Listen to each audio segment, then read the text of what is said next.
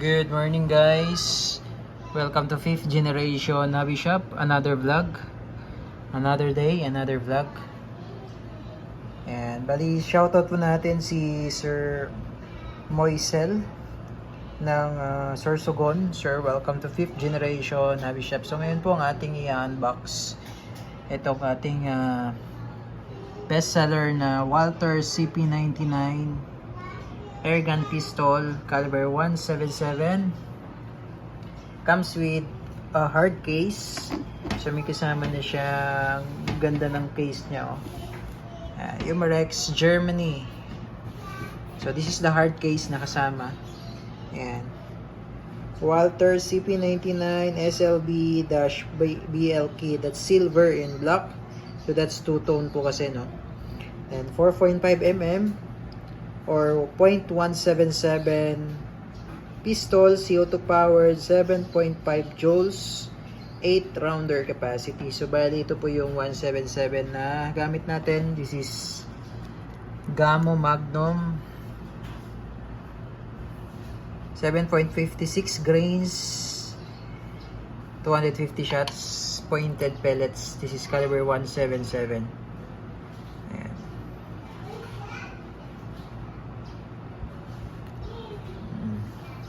So ito yung ating gamit. Ayan. It's a CO2 powered. Ito po yung cartridge. This is disposable. So ang gagamitin nyo lang po is 12G. Ayan, 12G CO2 cartridge. Ayan, marami naman sa online yan kung gusto nyo bumili online. Basta 12G CO2. Ngayon pagdating naman po sa lead pellets, wag po kayong gumamit ng mga local pellets. Dapat yung mga imported pellets lang po, kasi nasubukan na po namin yung mga local pellets, bumabara po sa barrel. Ayan. Then kapag gusto nyo naman ng CO2 cartridge, pwede po kayong mag-order sa amin ng per box. Meron tayong available na Pop Dino. Ayan, high purity CO2 powerful CO2 cartridge. 50 pieces po yung isang box. So, balik po tayo dito. Ito po si Walther CP99. Laser engrave. And it comes with 2 rotary mag. Ito yung rotary magazine ng pellets. So, mamaya po, i-demonstrate natin yung paano yung paglagay ng lead pellets. And then, ito naman po yung extra na backstrap.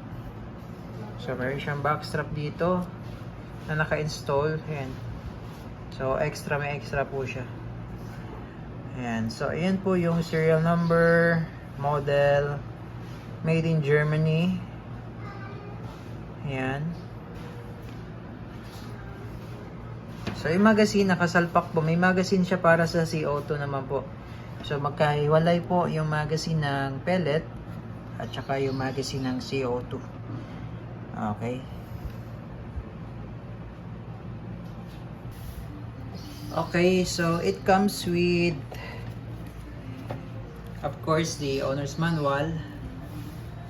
And CP99 made in Germany, and the Umarex maintenance manual.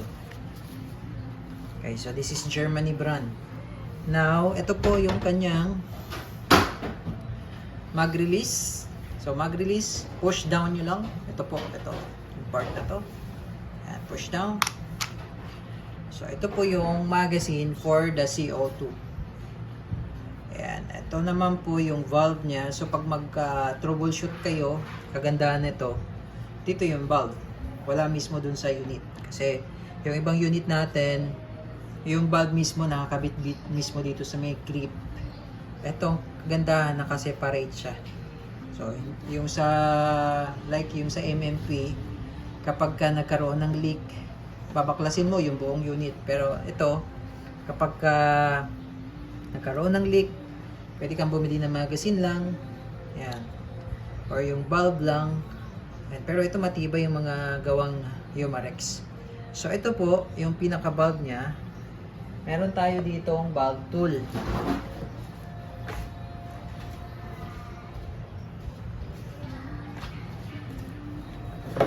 So, ang ginagawa ko po dyan, hinihigpitan ko po ito. So, ito.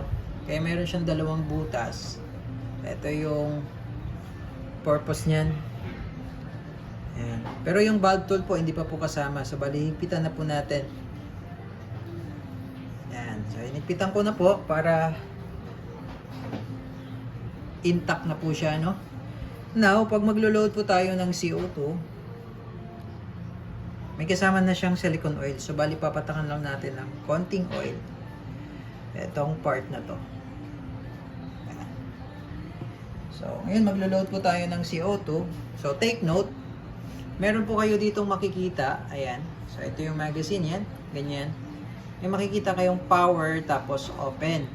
So, pag maglo-load kayo ng CO2, i-open nyo muna ito. Ayan, i-open nyo muna. So, ganyan position muna, no? Yung etong pa-round na to, naka-align siya dito sa valve. Ayan, yung circle na yan, no? Pagka maglalagay kayo. Ayan. So, load natin to. Then, ito po, hihigpitan po natin to. Itong pinaka-wheel. Ito. So, pag maghihigpit kayo, pigilan nyo po yung CO2 kasi pagka hihigpitan yung ganyan, yan, iikot nyo, iikot din ang CO2, dapat hindi. So, pipigilan nyo lang po. Ganyan lang po siya, no? Tapos pipigilan nyo lang po siya hanggat sa hindi na po may ikot. So, pag hindi nyo na po may ikot yung wheel, ibig sabihin po niyan, mahigpit na po siya. So, ngayon po, ibabalik na po natin siya sa dating position na yan, power. So, pabalik naman po. Yan. So, ganyan po, no? So, ngayon po, butas na po yung CO2 niyan. Kasi mahigpit na po siya eh. Kapag ito po, maluwag, tapos tinwist nyo, binalik nyo, pwedeng sumingaw kasi maluwag pa po ito. Kailangan mahigpit na mahigpit po ito, no? Para ito kasi yung magpupush, papasok dito, para po mabutas na yung cartridge. Okay? So, ngayon po, maglo-load tayo ng bala. So, sa mga nagtanong pala kung ang CP99 ay naka-rifled barrel. So, ito po, naka-rifled barrel po siya. No? Check natin, no? Pakita ko lang sa inyo na talaga meron pong groove or naka-rippling po ang barrel niya. Ayan, makikita nyo po. Yung barrel niya, ayan po. Ayan, so, wala naman po yan magazine, no? Wala rin siyang magazine para sa pellet. For safety lang po, ano? Pag sisilipin nyo. Ayan. Papakita natin ulit na talagang meron siyang riffling. Ayan. So, nakikita nyo po yung barrel na yon, yan. Yan yung parang may mga guhit-guhit. Ang tawag po dyan ay riffling. Yan, riffling. So, ibig sabihin, yung bala, pag dumaan po dyan, umiikot po ito. Nag-i-spin. Mabilis. So, mas accurate. Mas accurate siya. Yan. Okay, so sa mga nagtatanong po kung may riffling ba. So, meron siyang riffling. Okay. So, ngayon po, ito yung manual safety. Pag gusto nyo, ngayon po, naka-fire mode po siya. Ayan, kasi nakikita nyo po yung red. Gusto nyo i-save, ito, push nyo lang to, push and then forward. Ayan, forward, okay? Push nyo lang din forward. Pag sa fire naman, push, push, then backward. Ayan, push. Ayan. Okay? Ngayon po, meron siyang decocker. So, pag kinasa nyo siya, halimbawa, ikakasa po natin. So, tingnan nyo po yung trigger. Pag kinasa natin. Ayan, nakakasa po yan. Ngayon, pwede nyo po siyang i-decock. So, halimbawa, hindi kayo puputok. Nakasan nyo, pero hindi kayo puputok. Pwede nyo siyang i-decock. Dito, ito yung decocker. Ayan. So, yung decocking po yan. Okay, so maglo-load tayo. Ito naman po yung sa release ng slide. So pag i-release nyo yung slide, di ba? Kanina naghiwalay siya, nag-split. So pag i-release nyo, ito, push down, tapos alalayan nyo lang po. Alalayan nyo lang yan.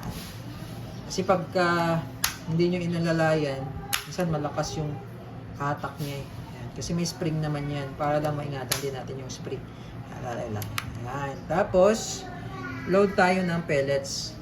So, bali, ito po yung harapan. Ito yung harapan. Ito yung pellets. Yan. So, pag ganyan po yung load, hindi po pwedeng pabaliktad po, no? Pag ganyan. So, lagyan lang natin ng 8 shots. 8 rounds. Okay, so ayan po, nalagyan na po natin ng wado. Bali, 8 shots po yan. Ayan. So, sa paglo-load naman po, ito po yung harap. Papasok nyo lang po siya dyan. Kasi ito pinaka-gear niya po, ayan po yung ilalapat nyo dito sa may bilog na yan. Papasok nyo lang siya dyan. Then, balik nyo lang po yung slide. Ayan. Okay. So, yung side pala niya naka-fix. Pati sa front naka-fix. Ayan. So, pwede kayo maglagay din ng flashlight. Okay. So, testing.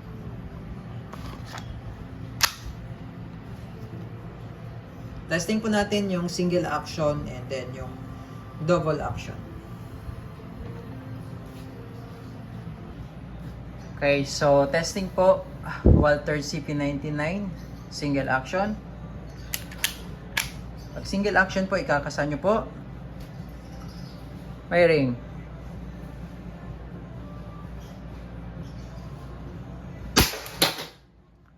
Okay. Pagdating naman po sa double action, hindi nyo na kailangan ikasa. Tuloy-tuloy naman po siya, semi-automatic. So, pwedeng kalabit lang po ng kalabit. Okay, so ito naman po yung double action.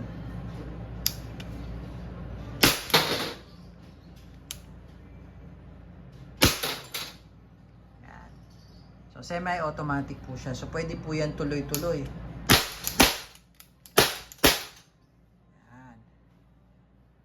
So, huwag na natin ubusin yung bala. So, hindi siya blowback po, no? So, hindi siya nag-open slide. So, ngayon, check natin yung magazine. And meron pa siyang lamang isa. Ngayon po, ite-testing naman po natin yung isa. Magazine. Ayan po. Okay, so, double action tayo.